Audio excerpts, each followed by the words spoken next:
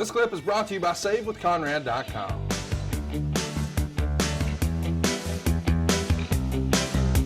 Tell me about the main event. You know, you've been there for a ton of major moments in wrestling history, a ton of great matches. I mean, you used to lie to us on a weekly basis as a kid, and I think everyone here knows that. This is the greatest night in the history of our sport, and you don't say that now, and we're thankful for that. But boy, you could have maybe on that one, because it was arguably the greatest night for a modern wrestling fan in recent memory, because, you know, we often talk about how a lot of the quote unquote Bowies in the back think WrestleMania 18's Rock Hogan match is the greatest wrestling match of all time. I know Cody believes that and a lot of other guys, but Cody's been out front about saying it in interviews. And it's not necessarily the Phoenix Splash that Hulk Hogan busted out. And it's not necessarily how many V triggers old Rock hit. It was more about the reaction from the crowd, and that those guys went nose to nose. And before they even touched, they look left and they look right, and they're just milking the crowd. And in their own way, they were able to do this with Bryan Danielson and Kenny Omega. It was special. And by the way, to me as a wrestling fan, that 30 minutes flew by. I think it might be the fastest 30-minute match I've ever seen, but you were there live. Where does it rank all time for you? Well, that's a good question, because I haven't thought of that until you asked me that. Where does this match rank as far as great matches that I've seen as a fan and or great matches that I've called? I don't mean as a fan, like when you watched at home. Like, I know when we talk about great matches, a lot of times people will say, oh, what about Flair Steamboat 89? You weren't there. You were in the WWF, so you weren't there to see it. Right. But as far as just actual great, holy shit, what a wrestling match that you were there. And don't compare it to other AEW matches. I'm looking for historical. I realized that you were ringside as a fan to see Dustin and Cody at the first AEW show. Right. And what a special match that was. Yes. And I think you got to see Nick Jackson and Ray Phoenix. And you got to see that street fight with Proud and Powerful before. There's been some really great AEW matches. Yeah. But I mean, in terms of history. So you go back to the NWA, you go back to the WWF, you go back to WCW. Does any stand out like that one might in the future? I think Goldberg and Hogan stands out because it wasn't as good as match as this one, technically, obviously. But from a historical, I'm talking about we're on the same page. I don't mean like who had better holds. Right. But, you know, as far as just the crowd, like, holy shit, this is special. Yeah. Yeah. That one.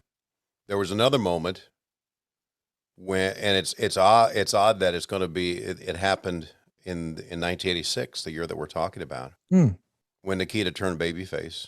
Okay. In the Charlotte Coliseum with Dusty Rhodes in the cage, because Nikita, and I've seen the footage since then, walked towards the cage and walked in the cage and kind of like, you know, looked around and then helped Dusty. And once Nikita helped Dusty and turned babyface, the crowd that night was amazing. I remember Jim Crockett saying to a bunch of us, he turned around and he said, man, when that happened, I kind of had tears in my eyes. Now, I know we were all emotional because of what happened to Magnum, but it was just it was a good moment. So I remember that one as special moments that stick out. I talked to Tony TK afterwards, and I said, you know, a lot of the events that I've done throughout my career are kind of just blend together. Yeah. For example, Lex Luger beating Hulk Hogan for the WCW championship. Nitro 100, August of 97. Didn't remember it. Did not remember it. I'm not shitting on Luger here or Hogan. I'm not shitting on the participants, but I just didn't remember it. You and I covered that show, and I remember going into it thinking, I have no recollection of Luger winning the title. And then when I look back, it was a good night. It was a great night. But this is, to me, ranks with Hogan Goldberg and that Nikita thing. Um, yeah, it was, and I think it for many reasons, obviously, but I think we know how special Kenny is as a worker in the ring and what he can do, the things he puts his body through. But Brian Danielson's fuck, he's I, another level, isn't he? I think he's been the best wrestler in the world for at least 17 years. Mm-hmm.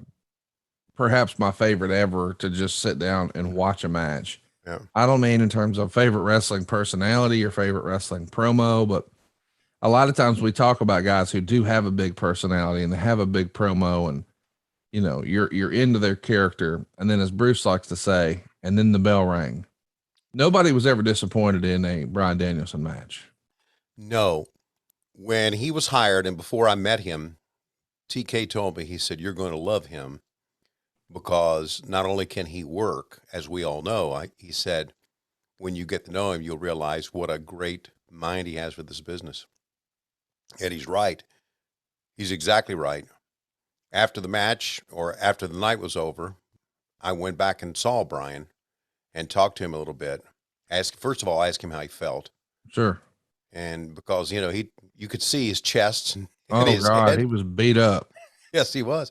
He said, "You know what?" He said, "I feel great. I'm still pumped up." He said, "After I sat down for a little bit and then I got back up, I was a little bit sore, but I feel great." And I told him, and I thanked, which is when I do this a lot. I thank the guys for, and I'm sincere when I go tell them this. I thank guys for putting themselves through a lot of pain and agony to give us a good show. I think it's important that you do that. I've always thought it was important to do that because I just sit up there. I help the show, but I just sit my fat ass on a chair and talk. Yeah, They're hurting. Yes, exactly. They go out and do those freaking bumps and do this crazy shit to give us a good show. So I thanked him for that. And we kind of texted back and forth the very next day. I am of all the guys that we have brought in, yeah, I think about how great a guy Brody Lee was and how wonderful it was to have him here. But Brian Danielson is, if you're talking about major league trades, it would be like getting Reggie Jackson in his prime. Yes, exactly. Exactly. And as the match is going on, I'm thinking, and again, this is not a dig at the WWE. I'm thinking, how the fuck did they let him go? How? I don't think they had a chance to keep him. I don't think, I don't think there was an amount of money, and I'm not saying that to be funny. I don't think there was an amount of money they could have offered him. Like Brian, my understanding is Bryan Danielson loves wrestling in a way we can't describe. Yeah. And on some level, he's not been the guy who's, been living big. You know what I mean? Like he doesn't have an interest in being a Lamborghini collector. This is a guy who once upon a time was big on composting. This is a guy who wants to live on the land. So he only needs a certain amount of money and he's kind of set for life. Yeah. And that's not to say that I'm sure he came cheap. I'm sure he did not. Right. I'm sure he got fair market value and then some, but the point is, I think he just has certain things he wants to do and he's getting to, wrestling was taken away from him once before. And now he's back, and I'm sure more of that story will be back and how he was able to comfortably and safely do that in return, because I do think that's a fascinating story, and I'm privy to a few details that I think are just really cool, and hopefully other people will follow suit. But the point is, when you love something and then you lose it, and then there's an opportunity for it to come back. Like it wouldn't surprise me to see him, want to do stuff. Like if I'm him, I want to wrestle Kenny Omega in AEW, and I want to wrestle Okada in New Japan, and I want to wrestle Psycho Clown in Mexico. And I think that's the type of guy he is. Like, hey, I realize I have a finite amount of time to do this, and I want to have the best matches possible while I still can. And there's no amount of money that's going to make me say, no, I'll just wrestle Randy Orton for the 4,000th time instead. Not knocking Randy Orton, Lord, he's one of the best wrestlers in the world too, but it's almost like, hey, I've checked those boxes. I want to check some different ones. And I really loved, I'm not sure if you had a chance to see it, But he wrote like a love letter to WWE before he wrestled for y'all, and I thought that was like the classiest, fucking coolest, most tasteful thing ever. I'm sure that ended up on social media. It was I all didn't. over, but he just thanked WWE for the opportunity and for the memories, and for allowing them to, or him, the opportunity to do all that he's been able to do. And I don't know, just class act, big Brian Danielson fan, pumped that Mhm. he's with y'all. And I, Well, I am too, man. the other thing I wanted to ask though, Hmm. how's our man Arn Anderson feeling? He was hurting. He was hurting. He was obviously very embarrassed. That's what I And wanted to ask. Do you think he was hurt more physically or just embarrassed? I thought at first he was hurt, embarrassed first, but he told me that when he fell, that he did black out a little bit, so he was hurting. So it brings up a good thing that I've brought up to the company now, that we need 2 sets of stairs instead of 1 to get to the ring. It's a small thing, but the good news is I think we didn't focus on it. He kind Yeah, of yeah. fell, and you saw it in the corner of the screen. I think we reacted to it a little bit, but that was it. The angle happened right afterwards, so it wasn't a big part of what happened in that. If So it was WWE, they would have shown the replay 42 times yeah, so because that's we, just what they do. Because Vince's sophomoric, a few years ago when yeah. Titus O'Neil was running down for the world's greatest Royal Rumble or whatever they called it over in Saudi. He Hmm. tripped and slid under the ring on his way to the ring. And boy, they replayed it every kind of way. And I'm sure they would have did that for Arn, but Yeah. I know when you first saw it, I think you thought it was funny. And I was like, hey, that ain't that funny. Yeah. I Um, here's what I thought was funny, because not the fall, but him trying to get around that ring post. I always give him, a hard time because, his like derby. his derby, Yeah. as he would say. And I was thinking in my mind, I said, man, he can't get that derby around the ring post. Oh shit, he fell. That's what I'm thinking in my mind. So, yeah, my original thing was seeing him get around the ring post. It was funny because he and I are friends, but I called him the very next day and we talked. He's going to be okay. He's going to be fine.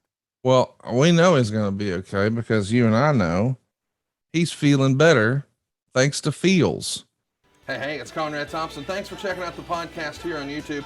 Be sure to hit the subscribe button and the notifications bell so you get a notice anytime we upload some new content. And go save yourself some money right now. If you're in a 30-year loan or you have credit card debt, it's not a matter of if I can save you money, it's a matter of how much. Find out right now for free at savewithconrad.com.